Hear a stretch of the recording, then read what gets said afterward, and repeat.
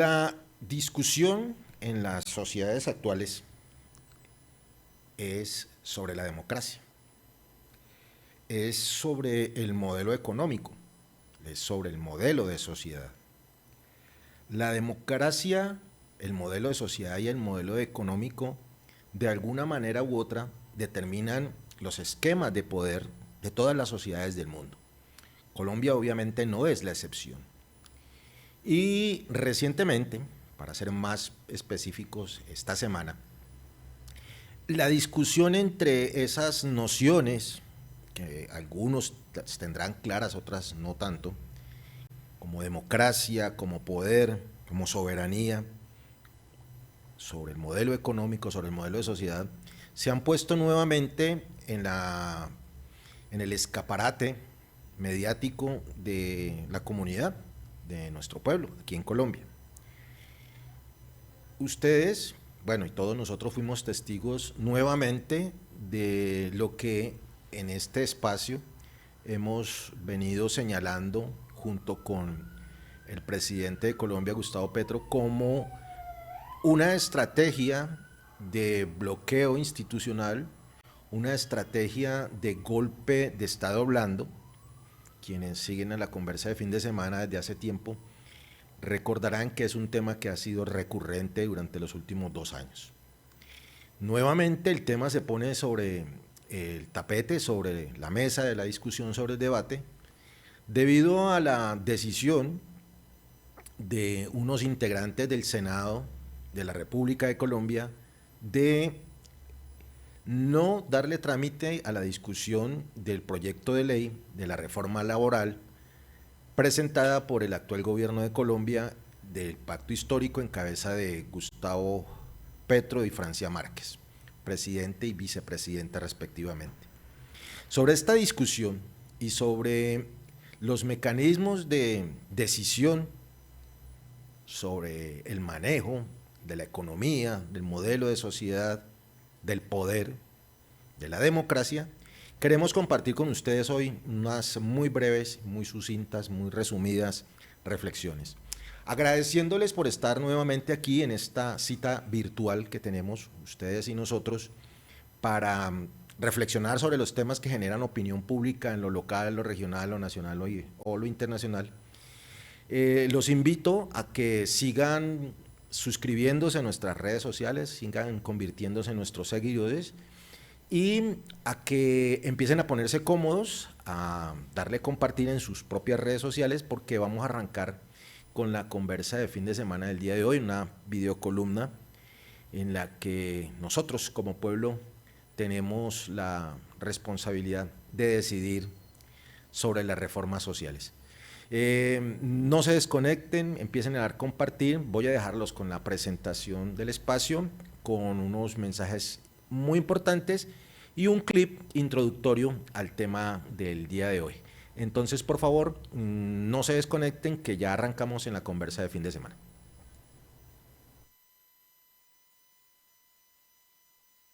¿Está cansado de solicitar su información contable y no contar con ella? ¿Su información está atrasada, es poco veraz y debe pagar sanciones por esos retrasos? ¿O es mitad de mes y aún no tiene estados financieros para tomar decisiones?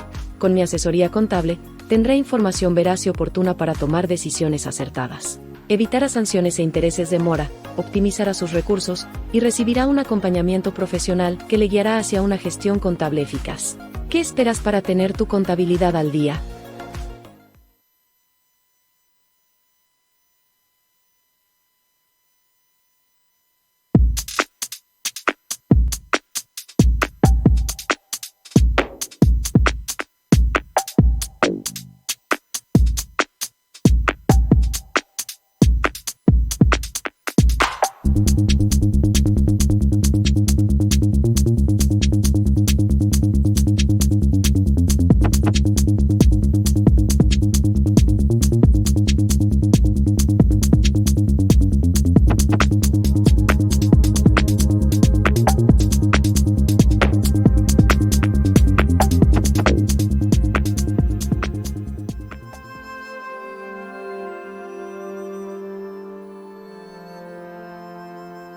Los 8 congresistas que hundieron la reforma laboral dejaron claro que sí hay políticos que ponen por encima al país. Y es que se proyectaba que de ser aprobada destruiría alrededor de 450.000 empleos, según un estudio del Banco de la República. Y muchas pequeñas y medianas empresas que generan el 90% del empleo en el país tendrían que cerrar por los altos costos laborales que traía la reforma. Por el empleo de miles de colombianos y el futuro de los jóvenes, firmamos en democracia la ponencia negativa a la reforma laboral. Proteger el empleo es defender a Colombia. Hay que resaltar al grupo de 8 congresistas de un total de 14 que tiene la Comisión Séptima del Senado, que radicaron la ponencia para archivar la reforma. Ellos son Esperanza Andrade y Nadia Blel, Honorio Enríquez y Alirio Barrera, Miguel Ángel Pinto, Berenice Bedoya, Lorena Ríos y Ana Paola Gudelo. No se dejaron presionar por un gobierno con ministros presionando en el Congreso y que no respeta la separación de poderes. Tanto así que Petro ya anunció que convocará una consulta popular para aprobar las reformas y llamó al pueblo a la calle. Gracias a estos 8 senadores por cuidar a Colombia. Para más, semana.com.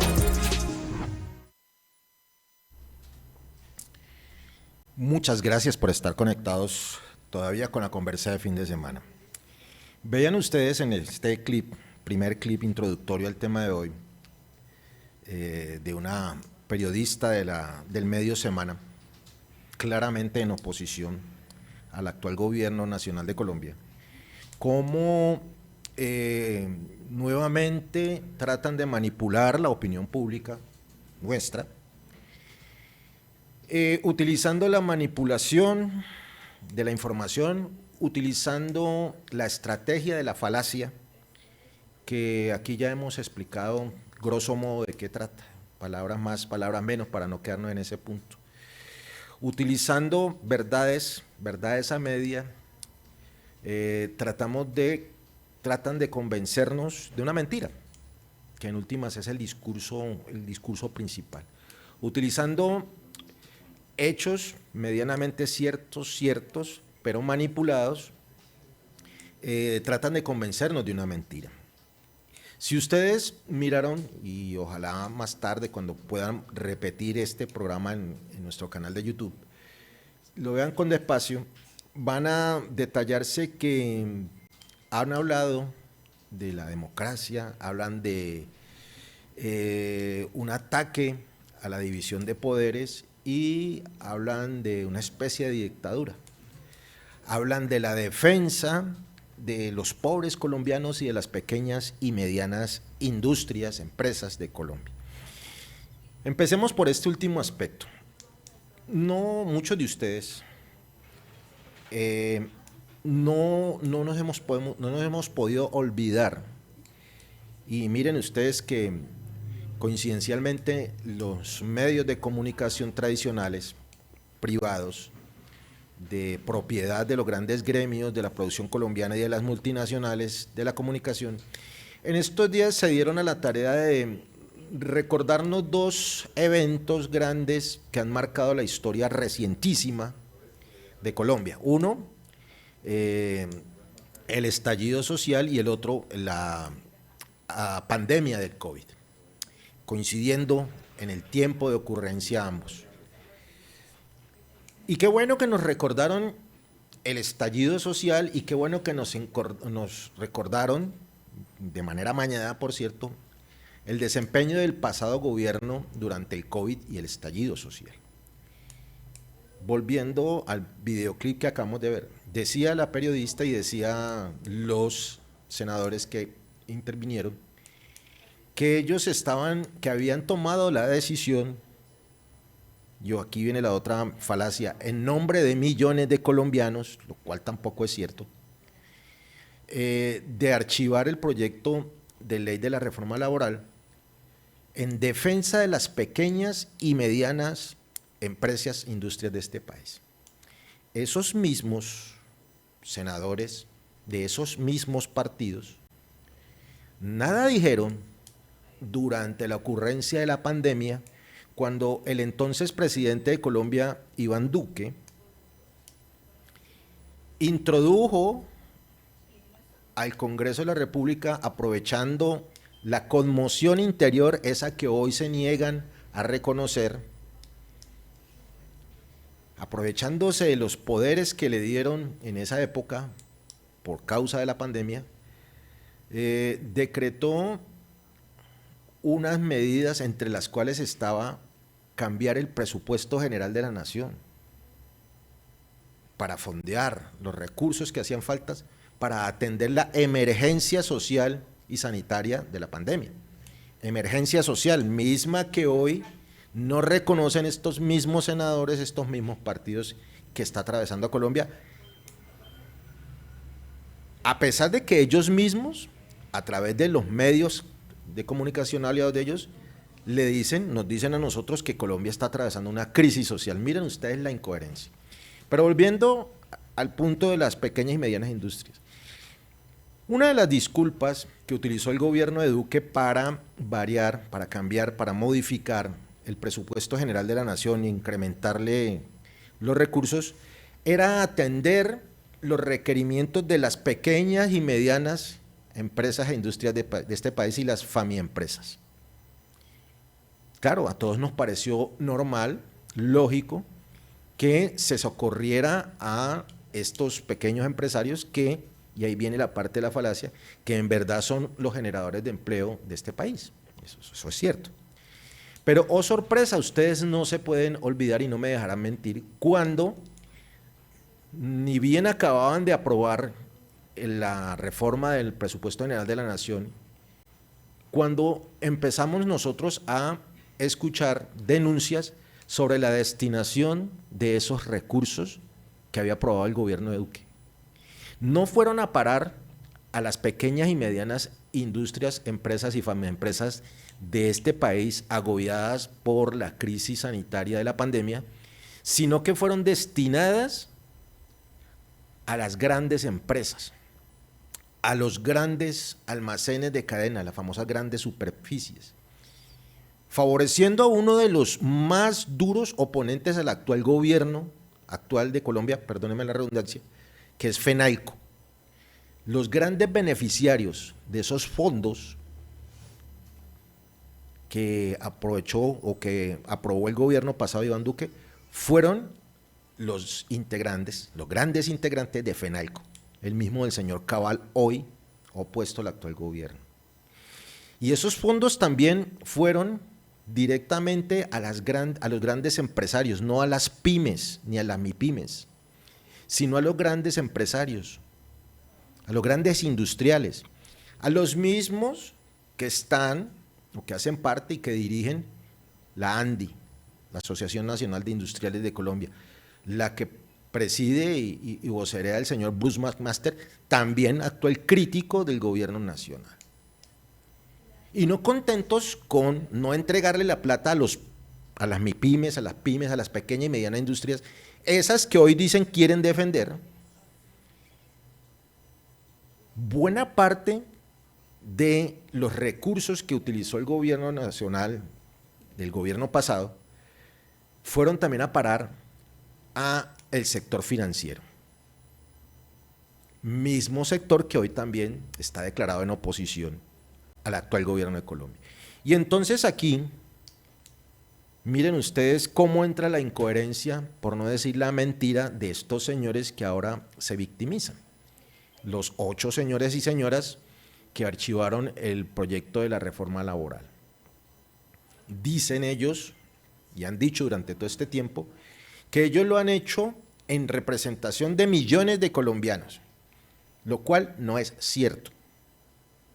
Ellos no representan a millones, ellos representan a sus electores, porque ellos no son todo el Congreso, ellos no son todo el Senado, ellos son apenas 8, y cada uno de ellos un pequeño integrante de cada uno de sus partidos, o sea que ellos únicamente representan, si a duras penas, si es que lo hacen, a sus electores, y creo que no a todos. O sea que no es cierto esa falacia,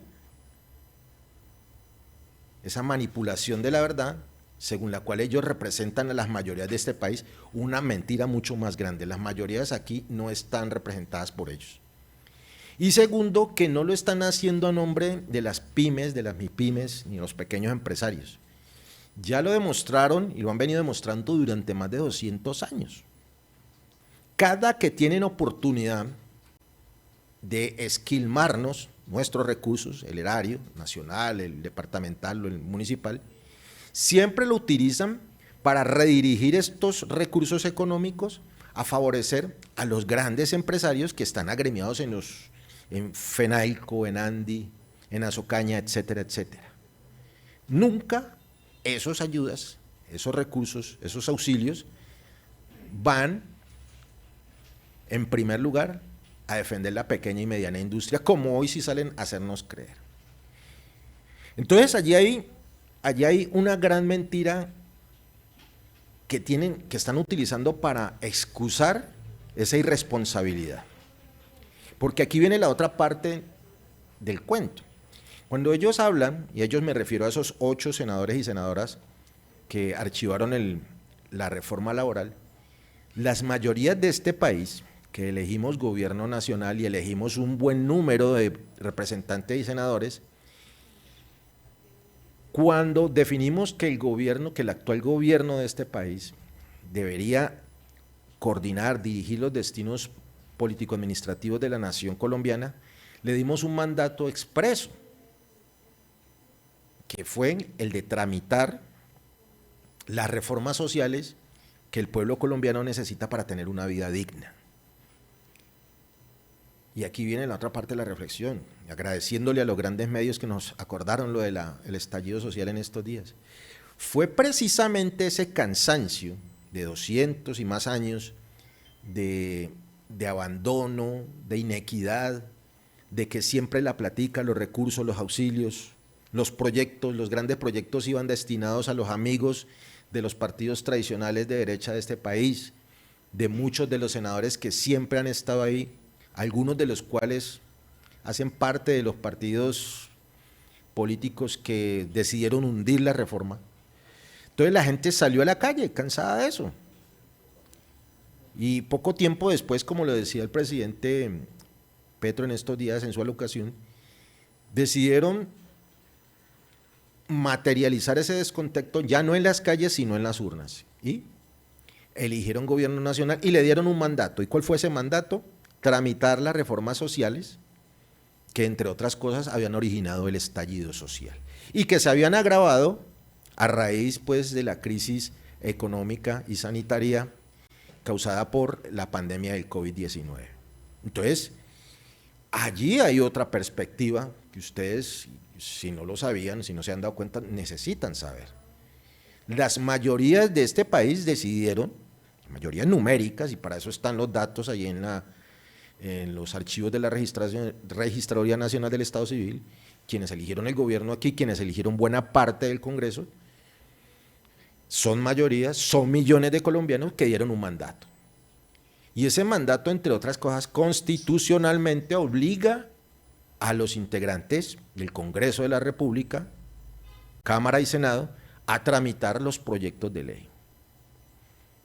A otra cosa muy sencilla, a que hagan su trabajo, ese por el cual se ganan unos buenos estipendios, un buen salario, y ese por el cual se hicieron elegir por muchos de ustedes y de nosotros. Entonces, cuando estos personajes, como los 8 del patíbulo, salen a decirnos así, sin más ni más, llorondos, con sonrisa en la cara, posando muy, muy al estilo prócer, con el oficio donde se niegan a hacer su trabajo, a decirnos que ellos, oiga, miren la contradicción, que ellos están haciendo su trabajo. Nada más contradictorio que eso. Le paso una proposición al presidente del Senado diciendo que yo no quiero trabajar, y entonces no lo presentan como que ese es parte de su trabajo. He allí la contradicción, la primera. Y segundo, salen orondos a decir que no cumplen el mandato de las mayorías de tramitar las reformas sociales que se les están exigiendo. Paso seguido, como es costumbre, salen a victimizarse en los medios sociales. Ahora ya cada uno de esos 8 ha sido víctima de amenazas, ha sido víctima de bullying, etcétera, etcétera. Como repitiendo escenas ya vistas por nosotros. Ese favorecimiento de algunos sectores muy cercanos a los partidos tradicionales de derecha no es nuevo, eso no pasó ahorita. Ustedes tienen que acordarse que aquí también nos dijeron durante los gobiernos de Uribe que en vista de que habían firmado el TLC, ese mismo del que hoy también se están quejando con el gobierno de Estados Unidos, iban a destinar unos recursos del erario, plática suya y plática nuestra, para auxiliar a los pequeños y medianos agricultores de Colombia. ¿Sí se acuerdan? Agroingreso seguro. ¿Y qué pasó con Agroingreso seguro? Exactamente lo mismo que pasó con los recursos que Duque iba a destinar para las pymes. Nada. No terminaron en las pymes, no terminaron los pequeños y medianos agricultores. ¿Dónde terminaron? Las grandes industrias, los grandes empresarios, los grandes agricultores, cuando no en los amigos políticos del señor Arias, alias Uribito, afortunadamente condenado por esa fechoría. Entonces no es cierto que ese negarse a hacer su trabajo de estos 8 senadores y los secuaces que andan detrás de ellos, es que el cumplimiento de su deber, nada más lejano de la realidad, señoras y señores, es todo lo contrario, es negarse a cumplir con su deber, es negarse a cumplir con sus funciones. Todo amparado, pues, en la democracia y en la defensa de los intereses del pueblo colombiano, como terminó rematando la nota. Entonces, fuera de que nos dicen mentiras de frente, fuera de que falsean la realidad sin ninguna vergüenza, sin ningún sonrojo, son incoherentes. Para ya ir terminando esta parte del análisis, de la reflexión. Entonces, ellos dicen, cuando amplían pues esta exposición de motivos de su sinvergüencería, que ellos encontraron 2 cosas. Número 1, y aquí otra gran falacia, otra gran mentira, otra gran manipulación, que estos proyectos, el salarial, la reforma laboral, la reforma pensional, la reforma a la salud, que no han sido debidamente discutidas en el interior del Congreso colombiano. Otra gran mentira. Estos 3 proyectos de ley de reforma fueron los primeros que presentó el actual gobierno, es decir, llevan más de 2 años descansando en los pupitres, en los escritorios, en las oficinas de estos poco aventajados congresistas de la derecha colombiana. Que un senador de la República me venga a decir hoy, a un congresista, cualquiera que sea, representante de estos partidos, venga a decirnos a nosotros los colombianos y colombianas que no han tenido el tiempo suficiente para estudiar las reformas, que estas reformas no han tenido la discusión suficiente, que no ha habido la suficiente información después de cientos y cientos de foros, de audiencias y de debates en el Congreso, es nada más ni nada menos que una afrenta a la inteligencia suya y nuestra. Es creer, y discúlpeme la hipocresía, es que somos muy pendejos, que tenemos serias dificultades cognitivas, que no podemos razonar, que no podemos entender. ¿Cómo vienen estos sinvergüenzas a decirnos que después de 2 años de cientos de foros y audiencias, estos proyectos no han sido discutidos y que no los conocen? Es una grosería, es un irrespeto. Pero no contentos con esa grosería, son incoherentes.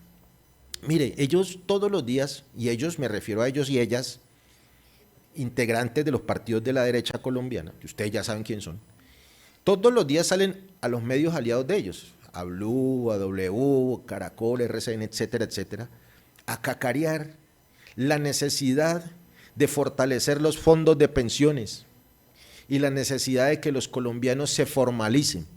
Pero ese formalice nada tiene que ver con que al trabajador se le den sus horas extras, con que tenga un trabajo digno y estable, con que tenga los espacios mínimos para poder hacer su trabajo bien, para que tenga las garantías sanitarias, humanas, mínimas para poder hacer su trabajo. No, no tiene nada que ver con eso.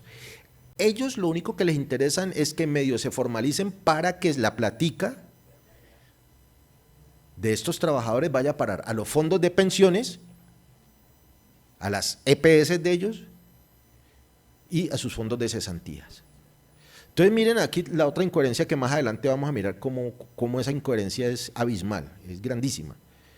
Entonces por un lado dicen que la gente tiene que formalizarse, pero cuando se presenta un proyecto de ley como el de la reforma laboral, que lo que pretende es eso, básicamente eso, tratar de que la gente se formalice y que el empresario formalice a sus trabajadores de la mejor manera posible, entonces se niegan. Entonces aquí hay una contradicción grandísima, es decir, quienes los mandaron allá al Senado porque les pagaron sus campañas políticas, les dicen, oiga, es que necesitamos más plata acá en los fondos de pensiones, en los fondos de cesantías, en las EPS, necesitamos que la gente formalice. Llegan estos sinvergüenzas allá a hacer todo lo contrario, es decir, a evitar que la gente se formalice. Entonces ahí uno no entiende. Por un lado hablan de unos grandes niveles de informalidad laboral en este país, cosa que es cierta. Pero por el otro lado, cuando tienen la oportunidad de ponerle remedio a ese fenómeno grave de la economía colombiana, que es la alta informalidad laboral, pues se hacen los locos y las locas. Entonces tampoco le están sirviendo a sus patrones y patronas. Entonces miren ustedes la incoherencia, todo ocasionado, generado, causado por la animadversión, por la tirria, por la bronca, por la piedra, de que un zurdo sea el presidente de Colombia, nada más ni nada menos. Entonces, ahí ustedes van entendiendo cómo, mientras más se acerca el periodo electoral, estamos exactamente un año en las elecciones de Congreso, pues más van a arreciar estas incoherencias de la clase política tradicional de derecha de Colombia. Pero para mirar cómo son de mentirosos, mentirosas y de incoherentes, yo los invito a que se tomen un tintico, un juguito, una gaseosa, le echen mano a las palomitas, a lo que tengan ahí bien, sigan dándole compartir y vamos con la segunda parte de estas reflexiones sobre las reformas sociales y el llamado del presidente de Colombia a que salgamos a defenderla. Ya regresamos, unos mensajitos muy corticos en el siguiente clip y seguimos en esta conversa. No se vayan.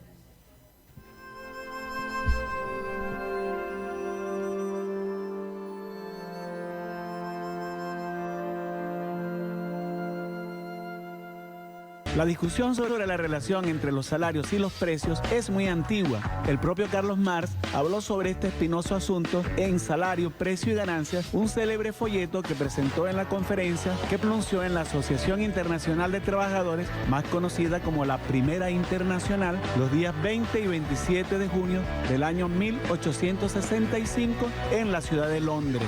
El asunto de fondo es que son las tasas de ganancias de la burguesía las verdaderas causantes de la inflación y no los aumentos salariales. El propio Adam Smith, padre de la economía política, en su obra La riqueza de las naciones planteaba que nuestros comerciantes y fabricantes se quejan generalmente de los malos efectos de los salarios altos porque suben el precio y perjudican la venta de sus mercancías, pero nada dicen sobre las malas consecuencias de los beneficios altos. Guardan un silencio profundo por lo que respecta a los efectos perniciosos de sus propios beneficios y solo se quejan de los ajenos.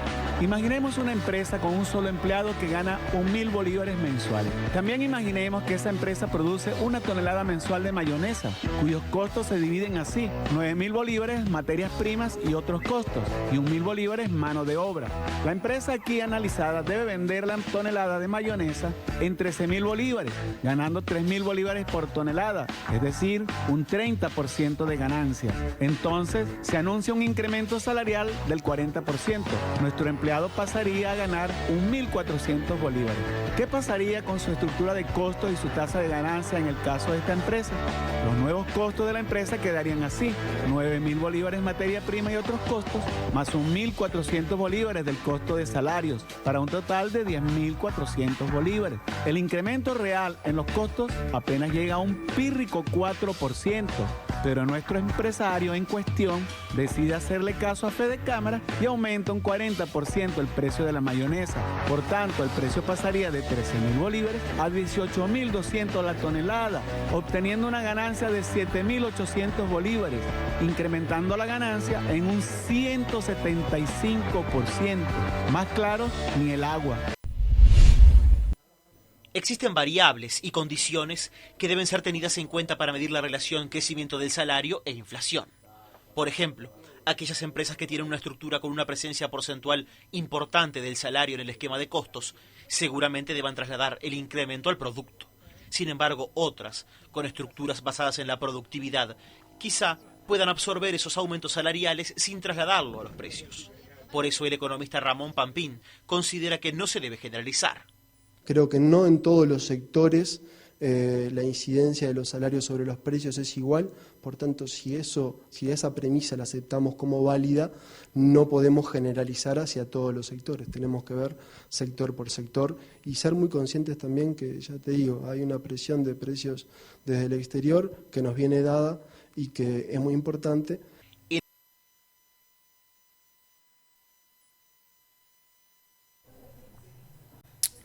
Gracias por estar conectados todavía con la conversa de fin de semana.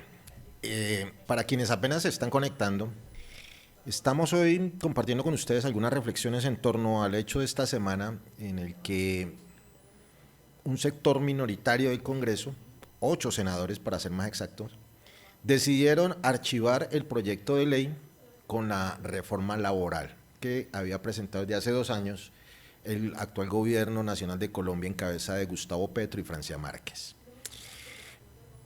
Una de las razones por las cuales la derecha tradicional de Colombia, la derecha no solamente los partidos políticos, sino los gremios, los sectores de opinión de este país, alineados ideológicamente con la derecha, se han opuesto a la reforma, sobre todo a la reforma laboral, la reforma pensional e incluso a la reforma de la salud. Argumentando alguna tesis muy venida menos en tiempos recientes, según la cual el mejorar las condiciones laborales de los trabajadores, de las trabajadoras, el mejorar su nivel de vida, mejorar su bienestar, necesariamente va a generar inflación. Recuerden que eso siempre lo dicen cada año que se va a discutir el aumento del salario mínimo en Colombia. Siempre la disculpa de los señores McMaster, del señor Cabal, etcétera, etcétera, todos estos señores de los gremios, es que incrementar el salario genera inmediatamente el efecto de la inflación. Según ellos, el impuesto de los pobres. Nuevamente la falacia, vamos a ver ahorita. Efectivamente, la inflación es el impuesto de los pobres, pero no necesariamente la inflación es generada por el aumento de los salarios. Pero esa siempre ha sido la discusión, siempre ha sido el argumento de la derecha colombiana y en general la derecha a nivel mundial. Pero miren ustedes cómo de un tiempo a esta parte esa tesis de la teoría clásica económica, incluso apelando a los mismos clásicos de la economía, como veían ustedes al principio del clip, las mismas, de los mismos textos de Adam Smith, se han venido refutando. Quizás algunos de ustedes hayan escuchado los nombres de Jeffrey Sachs, de Joseph Stiglitz y de Amartya Sen. Bueno, para quienes no los conozcan, estos 3 señores coinciden en que son economistas. 2 de ellos, nada más ni nada menos que premio Nobel de Economía. El señor Stiglitz y el señor Sen, Amartya Sen. Junto con el señor Jeffrey Sachs, un señor economista reconocido a nivel mundial, porque, entre otras, es uno de los expertos mundiales, de los pocos expertos mundiales en temas como la inflación. O sea, si alguien sabe de inflación en el mundo mundial de la economía, es el señor Jeffrey Sachs. Y pues este señor pues también ha tenido puesticos ahí como asesor en el Fondo Monetario Internacional, en el Banco Mundial y en la OCDE, esa misma organización de la cual somos orgullosos integrantes, miembros, así sea en el último lugar, pero ahí somos miembros de la OCDE. Pues bien, señor Sachs, el señor Stiglitz, el señor Sen, reconocidos economistas de talla mundial, premios Nobel de Economía, es decir, no es Omar Tobar, no son Omar Tobar, ni más faltaba, ya quisiera yo, coinciden en rebatir de alguna manera la tesis clásica, tesis histórica según la cual la inflación está causada por las mejoras salariales a los trabajadores. Ellos, a través de toda la literatura que han producido, incluso un premio Nobel, el de Amartya Sen, se lo dan exactamente por ese tipo de estudios, por rebatir esa teoría. Y las tesis de estos tres economistas han venido tomando auge en los últimos 15, 20 años a esta época, a punto tal que ya en círculos de los académicos, en el círculo de los pensadores economistas, pues ya es visto inclusive hasta con sospecha que algún ministro de Economía, algún economista contratado por Blue Radio, W, bueno, alguna cosa de estos países así como nosotros, salga al público a decir que las mejoras salariales son las directas causantes de fenómenos como la inflación o como la pérdida de empleos. Incluso Stiglitz va un poquitico más allá y dice que eso no es cierto. Los tres coinciden en decir que por el contrario, incluso ilustrado con estudios de caso, como el de Costco y Walmart en Estados Unidos recientemente, 2010, 2016 más o menos.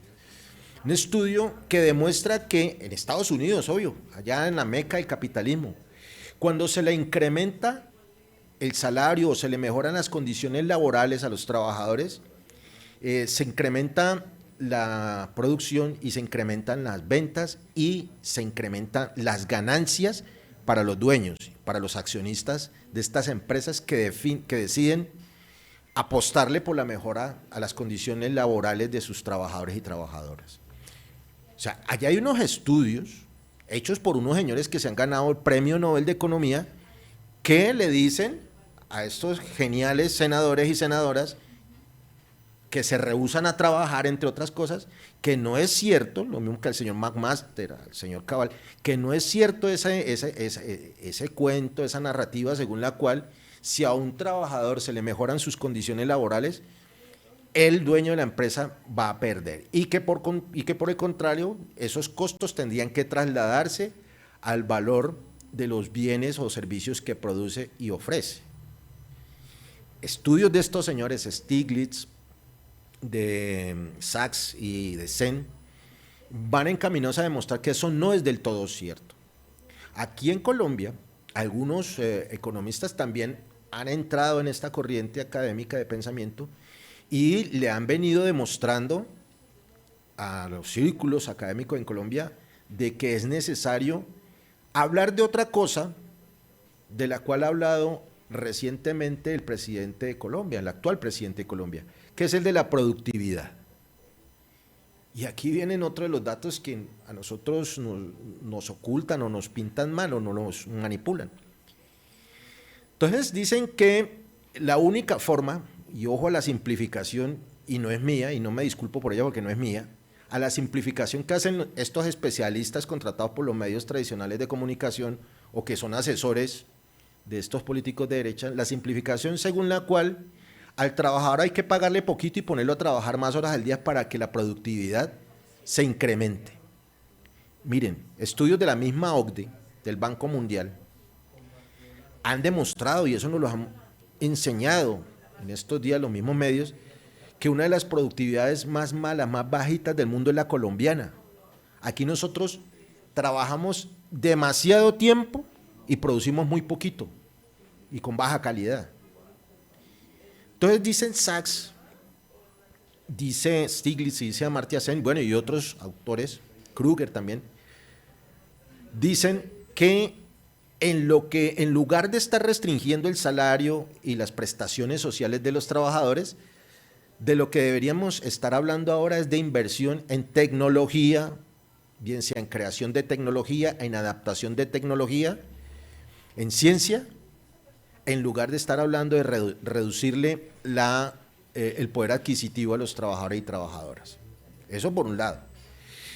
Para simplificarlo más, si un trabajador de los que tienen trabajo estable, digamos, o más o menos estable en este país, gana poquito, pues va a gastar poquito.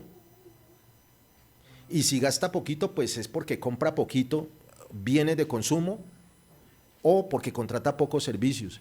Y díganme de qué viven o cuáles son las ganancias, de dónde sacan las ganancias los grandes empresarios de este país, bueno, los empresarios legales. Pues de las ventas de los bienes que consumen los trabajadores o de los servicios que se le presta a estos trabajadores. Pero si usted les paga poquito, no les da las condiciones mínimas para que produzcan, si no producen, pues no se vende, y si no se vende, pues hay que pagarles poquito. Pero si usted les paga poquito, ¿cómo pretende que sus productos, sus bienes, sus manufacturas o sus servicios sean consumidos por estos trabajadores que son los que realmente tienen? Es una incoherencia, es una paradoja de las que se utilizan para empezar a estudiar economía. ¿Cómo se cuadra esa ecuación? Y ya en el pasado, algunos otros economistas también, acreedores al premio Nobel, le han dado la salida a eso. Hay que mejorarle las condiciones laborales a los trabajadores y las trabajadoras para que ganen más, se sientan mejor, produzcan más y la economía empiece a reactivarse. Entonces, si usted está pensando todo lo contrario, es decir, no aprobar una reforma que lo que buscaba era legalizar, formalizar a los trabajadores para que puedan tener plata, para poder aportar a los fondos de pensiones, de cesantías y a las EPS, pero si tampoco quiere que ganen lo suficiente para que compren cosas o contraten servicios, entonces ¿cómo quieren ganar? Y la respuesta, como decía Bob Dylan, está volando en el cielo, vuela en el aire, mi amigo, mis amigas. Y aquí los invito a que miremos una emisión pasada, la economía subterránea, la cultura traqueta. Nos estamos acostumbrando demasiado a tener demasiadas ganancias sin el menor esfuerzo. ¿De dónde sale la plata que no gastan los trabajadores porque no se les puede pagar bien o no se les quiere pagar bien? ¿De dónde ganan las grandes superficies, esas que están ahí afiliadas a FENALCO del señor Cabal? ¿Cómo hacen para que la gente les compre si los trabajadores son poquitos, los que están formalizados son poquitos y no se les quiere pagar lo suficiente? ¿De dónde sale la plata? La plata no sale de los árboles, no llueve plata. En el NECI no aparece por obra y gracia de la magia. Entonces ahí es donde hay que plantear el debate verdadero, no en negarle la posibilidad de que haya más trabajadores formalizados ganando mejor para que la economía se pueda reactivar. Entonces miren ustedes las incoherencias que el mismo discurso de la derecha presenta, pero que nosotros a ratos no queremos entender, no podemos entender o no nos da la gana entender. Porque también nos hemos acostumbrado al facilismo de la información masticada o muy poquita que nos brindan las redes sociales o los medios tradicionales de información. Entonces, no es cierto ese discurso de que pagarle más y mejorar las condiciones laborales a los trabajadores genera inflación, genera desempleo y genera pocas ganancias. Lo vieron ustedes en el video.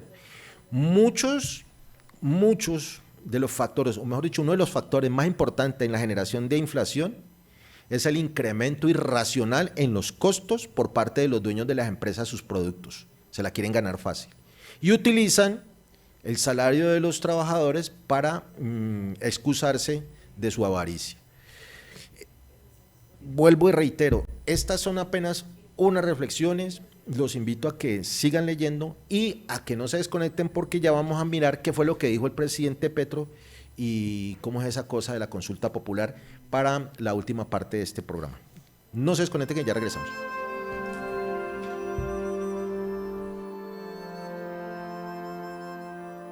Nos vamos a Colombia. Vamos con Fernando Ramos a Bogotá. Fernando, ¿qué fue lo que ocurrió? En el Congreso no avanzaron propuestas de reforma del gobierno y ahora el presidente Petro busca otra opción. Así es, Juan Carlos, pues en la Comisión Séptima del Senado, 8 de los 14 senadores votaron en contra de continuar el debate de la reforma laboral y esto pues prácticamente tiene hundida esta iniciativa del gobierno. Y allí también tendrá que revisarse la reforma a la salud. Visiblemente molesto, el presidente Gustavo Petro se dirigió en la noche anterior a los colombianos en una locución y dijo que entonces, como el Congreso no quiere sacar adelante sus reformas, va a acudir a la figura de la consulta popular para que los colombianos en las urnas decidan si están o no de acuerdo con estas reformas sociales. Esto ha generado todo tipo de reacciones, especialmente en la oposición y en varios sectores políticos que consideran que no es más que el inicio de la campaña presidencial del 2026 en la que el gobierno pretende continuar con su plataforma política. Veamos. Quiero mandar un mensaje y es que se concienticen sobre lo que van a hundir sin ser discutido en el Senado de la República. Se concienticen porque queremos formalizar a las madres comunitarias, queremos contratar directamente a las operadoras de programas de alimentación escolar, queremos garantías y espacios seguros, libres de acoso y de abuso sexual para las mujeres y todos los trabajadores, queremos licencias de paternidad ampliadas, licencias escolares para atender a nuestros hijos y nuestras hijas, pero además los trabajadores y trabajadoras están cansados de no recibir su jornada nocturna completa, de no recibir su festivo dominical al 100% desde hace 20 años. Al tiempo que insistió en esta consulta popular, el presidente también hizo un llamado a los colombianos que respaldan su proyecto político para que salgan a las calles y el próximo martes 18 habrá marchas en todo el país en respaldo a esta iniciativa por parte de las centrales obreras. Juan Carlos.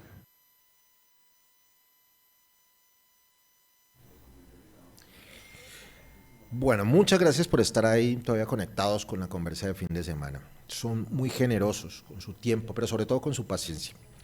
En esta última parte de la conversa, de la videocolumna del día de hoy, queremos mencionar de manera muy breve, un poquitico comentar esa noticia del clic que veían recientemente. Decíamos en la introducción a estas reflexiones del día de hoy, cómo de lo que se trata, de lo que estamos hablando, la discusión es el de la democracia. Estamos discutiendo la democracia. Estamos discutiendo el modelo social, el modelo económico, ya alguna pincelada estábamos dando recién ahorita en el análisis pues de por qué la reforma laboral no necesariamente generan inflación, desempleo o van a mandar a la quiebra a los pequeños y medianos empresarios. También hablábamos de la gran desfachatez de la derecha colombiana que hoy sale dizque a defender a las pequeñas y medianas empresas, a las MIPYMES, cuando históricamente nunca lo han hecho. Incluso en el gobierno pasado permitieron que los recursos que estaban específicamente destinados para las MIPYMES fueran trasladados a los grandes empresarios, a las grandes industriales, al sector financiero, y no dijeron nada. Como tampoco lo dijeron cuando los recursos de todos nosotros habían sido destinados para favorecer a los pequeños y medianos agricultores de Colombia para protegerlos de las consecuencias del TLC con Estados Unidos. Y cuando también esos recursos fueron desviados a los grandes terratenientes, a los grandes amigos y patrocinadores de las campañas del uribismo en esa época. Y tampoco dijeron nada. Entonces no tienen la altura, la estatura ni el peso moral para ahora presentarse como los defensores de los pequeños, de los más pobres, como lo están haciendo ahora. Y tampoco, y mucho menos, tienen la estatura, el nivel ni la fuerza moral para reclamarse defensores de la democracia. Cuando durante los últimos 2 años hemos sido testigos de que son los actores principales de atentar contra la misma democracia. Y aquí les vamos a explicar por qué. Mira, nosotros durante más de 200 años se nos ha hecho creer que la democracia es así de pequeñita, la colombiana. adornada con el cuento de que la democracia colombiana es una de las democracias más estables, de las mejores democracias del mundo, se llenan la boca algunos y algunas. Y la verdad no es del todo cierta esa narrativa, ese cuento, esa narración. Si de algo ha padecido la sociedad colombiana es de inestabilidad a causa de la conflictividad social y armada de este país durante casi toda su vida republicana. De hecho, como lo hemos mencionado en este espacio, el origen mismo de la República de Colombia es fruto de la violencia, de la solución violenta a una contradicción histórica entre el imperio español y los intereses de las élites criollas colombianas.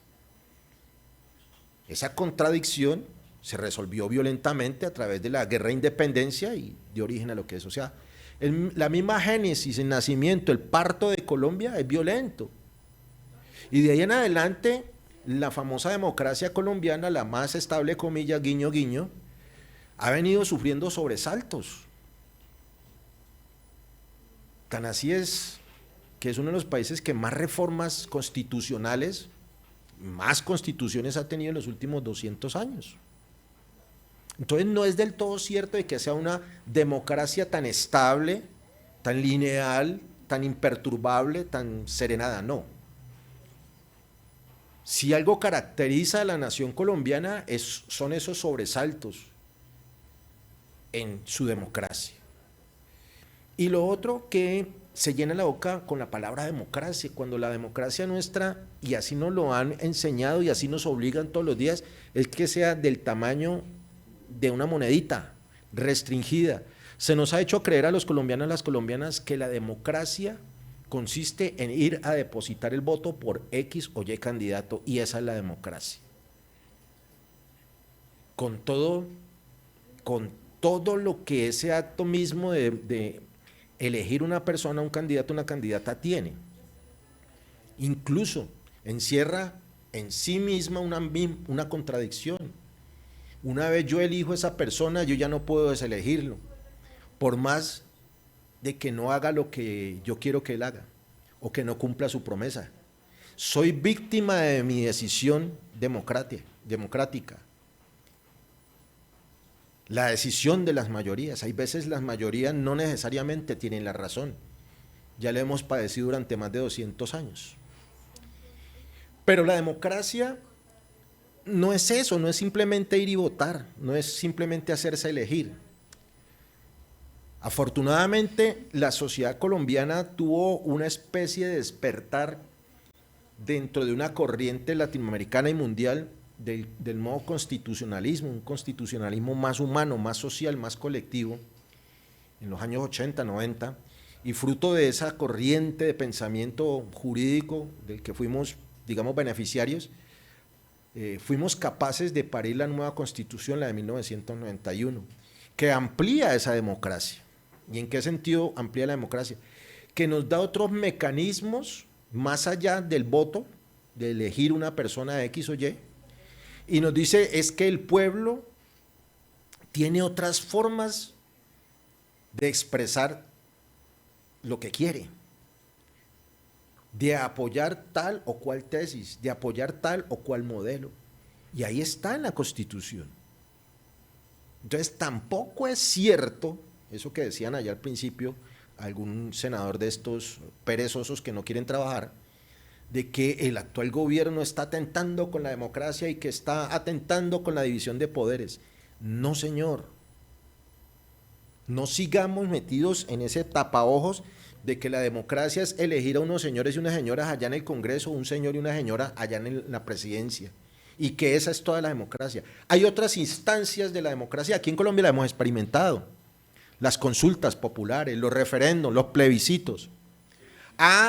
Pero cuando el señor Álvaro Uribe Vélez nos metió el plebiscito por allá, también un referendo, cuando hicimos el plebiscito por la paz, único país del mundo que le dice que no a la paz, entonces allí sí eran válidos, entonces allí sí era una democracia plena y amplia, ahora no. Y volvemos a lo que decíamos recientemente, es que les da tirria, les da piedra les da piquiña que un zurdo sea el dueño de la idea. No. Mire, tenemos que avanzar más allá como sociedad, y ya con esto estamos terminando. A nivel mundial, ya hay muchos historiadores por ahí coincidiendo, estamos a puertas del cambio de una era, para bien o para mal. Todos estos fenómenos que estamos viendo de globalización, del imperio de las TICs, del imperio de las redes sociales, el cambio en las mismas relaciones laborales que estamos presenciando y de las cuales estamos siendo víctimas, el arribo de la inteligencia artificial, el desplazamiento humano por el automatismo, están señalando un cambio en la historia. Y así como la historia a nivel mundial está cambiando, las sociedades y la democracia también está cambiando. ¿Y qué nos está indicando? Que los pueblos, las naciones, las sociedades alrededor del mundo están reclamando más democracia y democracia más directa. Y ahorita, cuando se nos está invitando a que ensanchemos esa democracia del tamaño de una monedita que hemos tenido aquí en Colombia, no podemos dejarnos asustar cuando ya lo hemos hecho no hace mucho tiempo atrás. Reitero, aquí ya hemos hecho consultas populares, locales, departamentales y nacionales. Aquí ya hemos hecho plebiscitos. De hecho, las mujeres colombianas adquieren el derecho a votar después de un plebiscito. Eso no es un invento nuevo, no es una cosa del woke, de los progres, de los zurdos, de los comunistas, no es una cosa que inventaron los liberales hace mucho tiempo. Entonces, ¿por qué nos da miedo? ¿Por qué nos dejamos meter terror de unos señores que les da pereza trabajar, a pesar de que ganan más de 50 millones de pesos? Entonces, la invitación más allá, para ya ir concluyendo esta conversa el día de hoy, es a que miremos cómo es el cuento de la consulta, porque también ya nos empiezan a meter un poco de historias, un poco de terror. Entonces nos dicen que Petro entonces es un dictador porque va a poner a la gente a que diga, a que legisle en la calle. Eso tampoco es cierto. Lo que pasa es que sí podrían estar gestándose un movimiento, otra vez de estallido social, en el que sí o sí la gente, acudiendo a uno de esos mecanismos constitucionales como es el plebiscito, por ejemplo, termine tomando las decisiones porque el Congreso no quiere trabajar. Lo único que se le está invitando al pueblo es a que le diga al Congreso colombiano, por favor, señores y señoras, justifiquen esos 50 millones de pesos que ganen, trabajen. Nada más ni nada menos. Se nos está invitando a las urnas para que le digamos al Congreso de Colombia, oiga, alguna vez en su vida trabajen, hagan lo que los mandamos a hacer, lo que las mayorías les mandaron a hacer. Pero reitero, averigüen más, lean más, como decía recientemente un profesor en la universidad, consíganse de esas constituciones, de esas de papel periódico, si es que les da pereza descargarlas de Google, 15,000 pesitos y léanla, eso no es tan difícil, no se necesita ser un jurisconsulto para entender eso. Mecanismos de participación ciudadana, allí está, allí dicen qué es que hay que hacer y no es nada del otro mundo, no hay que asustarse por eso. Es un tema mucho más amplio, es un tema del cual vamos a tener que seguir hablando, del que nos van a seguir hablando, pero finalmente yo quiero recomendarles muy respetuosamente que lean, que busquen más fuentes, que contrasten la información, que lean entre líneas, que lean detrás de las líneas, que lean encima de las líneas, que adivinen el mensaje oculto, que lean el discurso, que entiendan el discurso. Y que no se crean todo lo que aparece en redes ni todo lo que dicen en los medios, incluyendo lo que acabamos de decir aquí. Los invitamos, por si no pasa nada raro, de aquí a 8 días a que nos encontremos nuevamente en esta casa grande que se llama Proclama del Pacífico, en este espacio más pequeñito que es el de ustedes, que se llama La Conversa de Fin de Semana. Cuídense mucho, chao, chao.